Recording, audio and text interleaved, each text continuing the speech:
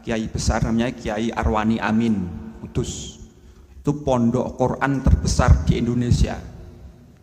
Di makam itu ada sebuah quote, kata-kata berbahasa Arab. Itu kunci untuk semua dimensi kehidupan. Dalam quote itu bilang begini, qalilun qarra khairun min katsirin farra. Sedikit tapi merasuk, bermanfaat, kokoh, lebih baik daripada katsirin banyak tapi hilang, gak jelas, menguap, gak rupo. Anda punya uang 100.000 tapi Anda manfaatkan betul, Anda syukuri, Anda belikan sesuatu yang masih ada bendanya, lebih baik daripada 100 juta habis di tempat karaoke atau habis buat beli mobil kemudian dipakai kemudian jatuh. Ya, artinya apa? Jumlah itu tidak menentukan. Jumlah tidak menentukan. Apa yang menentukan? Fungsi. Apa fungsi? Anda 2 hari tidak makan. 2 hari apa? Tidak makan. Anda cukup dengan uang 20.000 beli air dan beli nasi, selesai. 20.000 itu menyelamatkan nyawa Anda dibanding Anda lapar tapi dikasih uang 200 juta, nggak ada nasi, nggak ada air. Kenapa? Ini uang itu kertas, hanya alat untuk menukar, dan Anda bisa kenyang bukan dengan makan uang tapi ditukar dengan nasi. Saya sering ngomong ini ke teman-teman yang terlalu ekstrim ya. Kamu pilih mana? Dikunci di gudang seminggu dengan uang berkerdus-kerdus dengan emas seminggu, tapi di situ nggak ada air, nggak ada makanan. Dibanding Anda dikunci di gudang sebelah, nggak ada uang, nggak ada emas, tapi ada air, ada listrik, ada beras. Anda bisa menanak nasi. Kira-kira siapa yang hidup? Yang kedua, meskipun tidak punya uang, dia bisa makan dan dia bisa hidup. Yang pertama, meskipun duitnya banyak, dia terkunci di situ. Terkunci berhari-hari kelaparan mati. Paham ya? Nah, itu mindset hubungan antara alat dan tujuan. Jangan fokus pada alat. Uang itu alat, ya enggak? Mobil alat, media. Sholat alat atau tujuan? Alat. Agama itu tujuan atau alat? Agama. Anda muslim ya? Oke, saya nanya, beragama itu tujuan akhir atau hanya GPS, hanya alat, hanya media?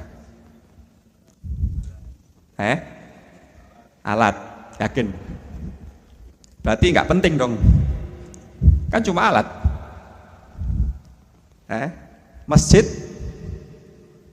tujuan atau alat?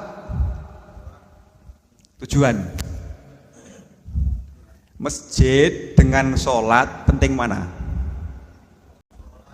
Penting sholat. Pinter kok. Bedakan itu.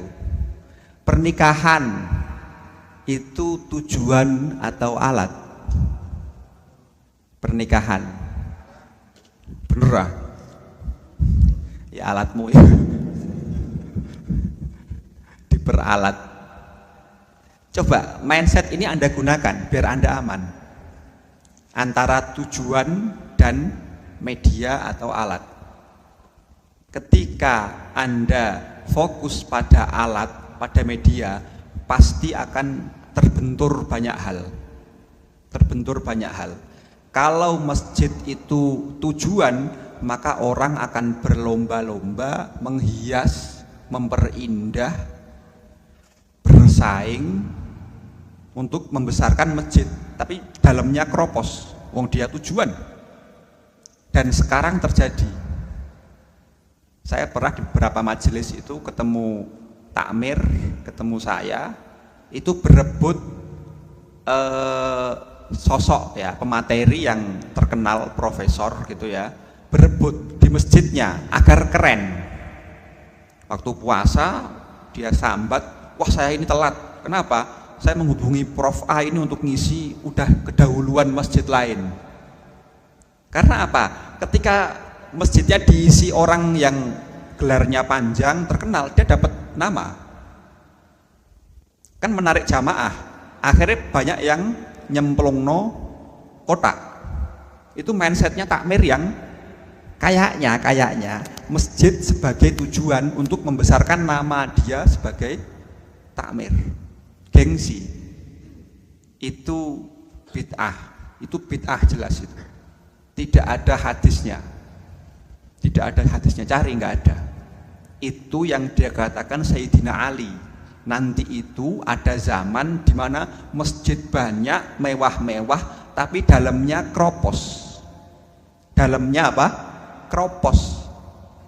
Entah jamaahnya sepi, entah ada penggelapan uang masjid, entah ada persaingan antar takmir, atau gap gara-gara beda warna. Ini biru, ini hijau, ini kunut, ini non kunut. Dan sekarang terjadi. Apa efeknya? Efeknya energi umat, uangnya habis untuk hal-hal yang sifatnya media, alat, bangunan. Masjid banyak tapi jamaahnya kosong.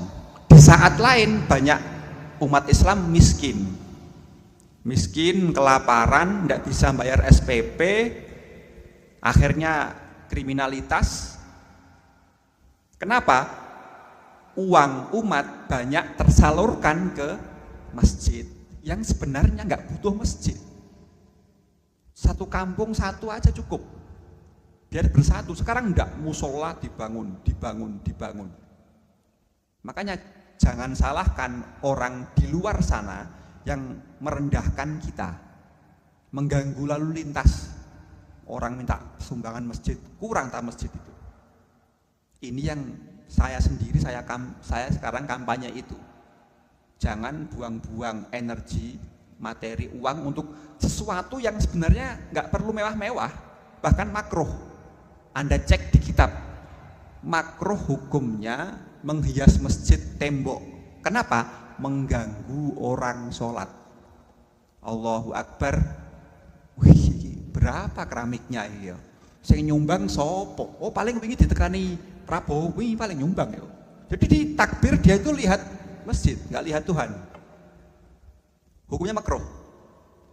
Kenapa? Takmir masjidnya tidak kenal ulama. Dia berkreasi dengan pikirannya sendiri. Ulama dianggap kelas 2. Kamu ustadz tak undang ke sini tak bayar. Saya di atas kamu. Nek ke masjid kajiannya ndak asik, ndak lucu, ndak enak, delete.